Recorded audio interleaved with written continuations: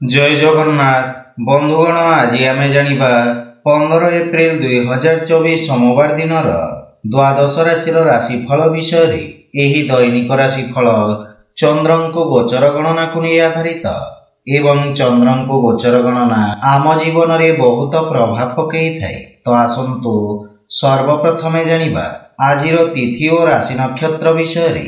आज होची 15 एप्रिल 2024 सोमवार चैत्र शुक्ल पक्ष सप्तमी दिवा 12 घंटा 13 मिनिट गति अष्टमी। आज पुनर्वसु नक्षत्र रात्र 3 घंटा 6 मिनिट गति पुष्या नक्षत्र। आज मिथुन चंद्र रात्र 8 घंटा 40 मिनिट गति कर्कट चंद्र। आजिर पर्वोत्सव बासंतिक अष्टमी पूजा। आजिर शुभ बेला प्रातः 5 घंटा 35 मिनिट रु दिवा 7 घंटा 16 मिनिट पर्यंत। आजिर सूर्योदय प्रातः 5 घंटा 34 मिनिट। आजिर सूर्यास्त संध्या 6 घंटा 13 मिनिट। आज कन्या राशि पुरुष और कुंभ राशि महिला मानक घात चंद्र एवं मिथुन राशि घात बार। आज ताल खाइबा निषिद्ध। तो बंधुगण आसंतु जानिबा आजिर राशिफल विषय रे। ता पूर्वरु आम चैनल को जो माने नुआ करी आछंती तळे थिबा लाल रंगर सब्सक्राइब बटन को दबाई आम चैनल को सब्सक्राइब करंतु ओ पाखरे थिबा घंटी बटन को दबाई ऑल रे सिलेक्ट करंतु काहे कि ना आमे अपलोड करिथबा प्रत्येक वीडियो रो नोटिफिकेशन आपण सर्वप्रथमे पाई परिबे। तो प्रथमे जानिबा मेष राशि विषय रे। आपणक तृतीय भाव रे चंद्रदेवंको गोचर आपणक राजनीतिक वर्चस्व रे वृद्धि करिब एवं आपणक पराक्रम रे वृद्धि हेब तथा आपण निज भितर एक नूतन सकारात्मक शक्तिर अनुभव करबाकू समर्थ हेबे। सामाजिक मान सम्मान वृद्धि पाइब एवं आपणक भाई भौणीक साहाय्य रे समस्त कार्य सफल हेब।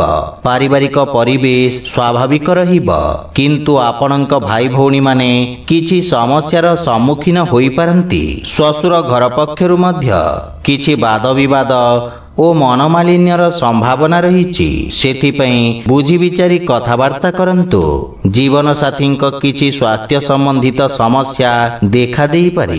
सेथिपई आपण मानसिक चिंता को निज उपरे प्रभावी हेबाकू दियंतु नहीं। आर्थिक स्थिति उत्तम अनुकूल रहिब एवं कोनोसी प्रकार गुप्त मार्ग माध्यम रे धन प्राप्तिर संभावना रहिछि किंतु स्वास्थ्य अवस्था रे अनियमित रक्तचाप जनित समस्या देखा देई पारे। सेथिपई स्वास्थ्य को अणदेखा करंतु नहीं। आज आपण भगवान कृष्ण को तुलसी दल अर्पण करंतु शुभफल पाइबे। वृष राशि आपणक द्वितीय भाव रे चंद्रदेवंको गोचर आपणक वाणी को प्रभावशाली करिब एवं आपणक व्यक्तित्व रे एक नूतन आकर्षण हेब। लोक माने आपणक ठारू परामर्श एवं मार्गदर्शन प्राप्त करिबे। वक्तृत्व एवं लेखनी संबंधित व्यवसायर ख्याति विस्तार हेब एवं नूतन अवसर मिलिब तथा आपणक वाणीर मधुरता आपणक संपर्क रे एक नूतन सतेजता आनिब। पारिवारिक जीवन रे सुख एवं समृद्धता आसिब एवं आपण जीवन साथी ठारू सम्मान प्राप्त करिबे। सान भाई भौणी ठारू स्नेह पाइबे एवं सेमाने आपण को अनुसरण करिबे। प्रेम संबंध पई समय उत्तम अनुकूल रहिछि तथा पूर्वरु लागि रहितवा दूरत्व दूर हेब। आर्थिक स्थिति उत्तम हेबाकू लागिब एवं आयर नुआ नुआ स्रोतरु धन प्राप्तिर जोग रहिछि। अधिकारी वर्गरु आपणक कार्य को सम्मान प्राप्ति हेब। छात्र छात्री माने निजको उपयुक्त भाव रे प्रकाश करबाकू समर्थ हेबे तथा उन्नतिर मार्ग प्रशस्त हेब एवं आपणक कार्य सबुठारे प्रशंसित हेब। स्वास्थ्य अवस्था उत्तम अनुकूल रहिछि एवं श्वास संबंधित रोग रे सुधार आसिब। आज आपण गोमाता को खाइबाकू दियंतु शुभफल पाइबे। मिथुन राशि आपणक राशि स्थानरु चंद्रदेवंकु गोचर आपणक पूर्वरु चलिथिबा किछि समस्यारु मुक्ति प्रदान करिबो एवं आपणक व्यक्तित्व रे आकर्षण एवं सौंदर्य आनिब। कार्य क्षेत्र रे आपण करिथिबा परिवर्तनरु सकारात्मक परिणाम प्राप्ति हेब एवं आपणक व्यवहारिक चिंताधारा आपणकु समाज रे सम्मान प्रदान करिब। विद्यार्थी छात्र छात्रींक पई इच्छाकृत क्षेत्र रे उच्च शिक्षार मार्ग प्रशस्त हेब। कार्य क्षेत्र रे जीवन साथींक परामर्श सहायक सिद्ध हेब एवं जीवन साथींक सहित संपर्क रे प्रगाढ़ता आसिब। मातांक पक्षरु लाभवान हेबार संभावना रहिछि एवं विदेशरु सुखद समाचार प्राप्ति हेब। भाई और सांगमानंको सहयोग आपणंकु खुशी एवं आत्मविश्वास रे वृद्धि करिब। विवाह योग्य व्यक्तिंक पई किछि उत्तम प्रस्ताव आसिबार संभावना रहिछि। प्रेम जीवन रे मधुरतार संचार हेब एवं राजकीय पक्षरु आर्थिक लाभ प्राप्ति हेब। स्वास्थ्य उत्तम अनुकूल रहिछि। आज आपण माता लक्ष्मी को श्वेत रंगर पुष्प अर्पण करंतु शुभफल पाइबे। कर्कट राशि आपणक द्वादश भाव रे चंद्रदेवंको गोचर आपणक रोजगार क्षेत्र रे किछि बाधा विघ्न सृष्टि करिब। क्रोधर अधिकता आपणक पई क्षतिकारक हेब। सेथि पई जे कोनोसी निष्पत्ति नेबा पूर्वरु भविष्यतर योजना विषय रे उत्तम भाव रे चिंता करिबा लाभदायक हेब। विद्यार्थी छात्र छात्री माननकु निज एकाग्रता बजाय रखिबाकू अधिक संघर्ष करिबाकू पड़िब। पारिवारिक जीवन रे वैवाहिक दाम्पत्य जीवन रे सुधार आसिब किंतु प्रेम जीवन पई समय अनुकूल नुहे। धार्मिक आध्यात्मिक कार्य प्रति आपणक रुचि बढ़िब। आर्थिक स्थिति उत्तम अनुकूल रहिछि एवं आर्थिक लाभ प्राप्त करिबे किंतु अनावश्यक खर्च रे नियंत्रण बजाय रखंतु। व्यवसायी मानक आय रे वृद्धि पाइब किंतु किछि शारीरिक असुविधार संभावना रहिछि। आज आपण ओम नमो भगवते वासुदेवाय मंत्र जप करंतु शुभफल पाइबे। सिंह राशि आपणक एकादश भाव रे चंद्रदेवंको गोचर आपणक लाभर स्थिति को वृद्धि करिब। जमी एवं खनिज व्यवसाय रे जड़ित व्यक्ति अप्रत्याशित लाभ अर्जन करिबे एवं आपणक द्वारा अतीत रे करा जाइतवा कार्यरु आपणक मान सम्मान वृद्धि पाइब। पारिवारिक जीवन रे किछि शुभ समाचार पाइबारु मनरे प्रसन्नतार भाव रहिब एवं परिवार रे सुखद वातावरण लागि रहिब एवं गृहर छोट सदस्यंक सहित आपण उत्तम समय अतिबाहित करिबे। परिवार रे समस्तंक सहित नम्रतापूर्ण आचरण द्वारा लाभ एवं मानसिक शांति प्राप्ति हेब। आपणक प्रभावशाली वाणी छोट भाई मानक सहित संपर्क को सुदृढ़ करिब एवं सेमाने आपणक अनुसरण करिबे। पितांक पक्षरु पूर्ण सहयोग मिलिब। आर्थिक स्थिति आहुरी सुदृढ़ हेबाकु लागिब एवं पूर्वरु बकेया देइथवा अर्थ आपण आज फेरी पाइबे। किछि मान्यगण्य व्यक्तिंक सहित साक्षात करि पारंती। वाणिज्य व्यवसाय क्षेत्र रे उन्नति हेब एवं दीर्घ दिन धरी थिबा स्वास्थ्य समस्यार अंत घटिब। आज आपण भगवान विष्णुंक उपासना करंतु शुभफल पाइबे। कन्या राशि आज कार्य क्षेत्र रे नूतन योजना द्वारा अग्रगति हेब। व्यवसायी माने नूतन रोजगार एवं उन्नत नियुक्तिर सुयोग पाइबे तथा उच्च अधिकारी पक्षरु पूर्ण सहयोग मिलिब। राजकीय पक्षरे जड़ित लोक माने आर्थिक दृष्टि उपकृत हेबे। नूतन व्यवसाय प्रारंभ करिबा पई दिनटी उत्तम अनुकूल रहिछि एवं लाभर स्थिति उत्तम रहिब। आपणक नूतन चिंताधारा एवं क्रांतिकारी भावना आपणक कार्यक्षेत्र रे उत्तम परिणाम प्रदान करिब। पारिवारिक जीवन रे पितांक सहित संपर्क सुदृढ़ हेब एवं परिवार रे एक मनोरम परिवेश रहिब। संतान आपणଙ୍କ मार्गदर्शन अनुसरण करिवे एवं आपण जीवन साथीଙ୍କ भावना को सम्मान करिवे। परस्पर प्रति प्रेम भाव बढ़िब, नूतन आयर उत्स सृष्टि हेब एवं आर्थिक स्थिति सुदृढ़ हेबाकु लागिब। स्वास्थ्य अवस्था उत्तम अनुकूल रहिछि, किंतु श्वास संबंधित रोगी सावधान रहिबा उचित एवं अनावश्यक यात्रारू आपण दूरेई रुहंतु। आज आपण गोपाल सहस्र नामर पाठ करंतु, शुभ फल पाइबे। तुला राशि चंद्रदेवंक नवम भावरे गोचर आपणंक पई भाग्यवर्धक रहिब। पूर्वरु करा जाइथिबा निवेशरु आपण लाभवान हेबे एवं व्यवसाय रे स्थायित्व आसीब। रोजगार क्षेत्र रे आसुथिबा समस्यार समाधान हेब। पारिवारिक जीवन रे पितांक स्नेह एवं आशीर्वाद प्राप्त करिवे, किंतु ससुर घर पक्षरु संपर्क रे किछि तिक्ततार संभावना रहिछि। जीवन साथींक सहयोग लागि रहिब, किंतु तांक स्वास्थ्य अवस्थार विशेष ध्यान बजाय रखंतु। परिवारर छोट सदस्यंक सहित आपण उत्तम समय अतिबाहित करिवे एवं मानसिक शांति पाइबे, किंतु प्रेम संपर्क रे सावधान रुहंतु। आपणंक क्रोध संपर्क को खराब करि पारे। आर्थिक स्थिति क्षेत्र रे आकस्मिक धन लाभर जोग रहिछि एवं नूतन आयर उत्सरु धन लाभर संभावना रहिछि। आपण आज अजणा व्यक्तिंक ठारू साहाय्य पाई पारंती। जे कोनोसी कार्य रे भाग्य आपणंकु समर्थन करिब, किंतु पेट संबंधित कोनोसी समस्या आपणंकु व्यतीत करि पारे। विशेष करी जीवाणु जनित रोगरु सावधान रुहंतु। आज आपण हनुमान चालीसार पाठ करंतु, शुभ फल पाइबे। बिछा राशि आज आपणंक राशि स्थानरु अष्टम भावरे चंद्रदेव गोचर करिवे। सेथिपई आपणंकु किछि आकस्मिक समस्यार सामना करबाकू पड़ी पारे।